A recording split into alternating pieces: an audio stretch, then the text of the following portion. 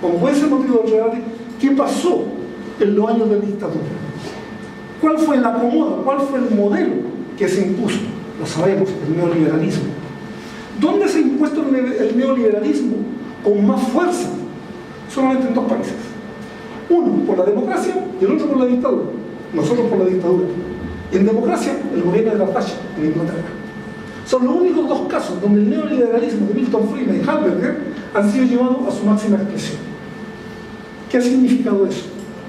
Lo que decíamos los compañeros, somos un país insolidario. ¿Cuánto tienes, cuánto vales? Nuestra sociología ha cambiado en Chile, mucho. Yo tuve 14 años sin entrar a Chile.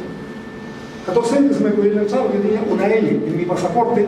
Cuando cambié, volver a la cárcel, cumplir una condena de 5 años, y gracias a la fuerza, a la presión de la solidaridad internacional, en ese momento era más fácil para Pinochet echarnos. Y yo tuve la suerte de ser acogido como refugiado en Inglaterra. Y terminé en Inglaterra. Afortunadamente, la situación de los chilenos que salimos como refugiados en aquellos años no tiene nada que ver con lo que estamos viendo hoy día. Con los amigos de Siria, de Afganistán, que están pasando putas, de verdad. O sea, están pasando. Nosotros tuvimos, por la suerte, comparable solo a la suerte que tuvieron los republicanos cuando supieron que salir de España. La solidaridad internacional es comparable a la de los republicanos y la nuestra. No hay otro ejemplo en la historia contemporánea de tamaña solidaridad por nosotros.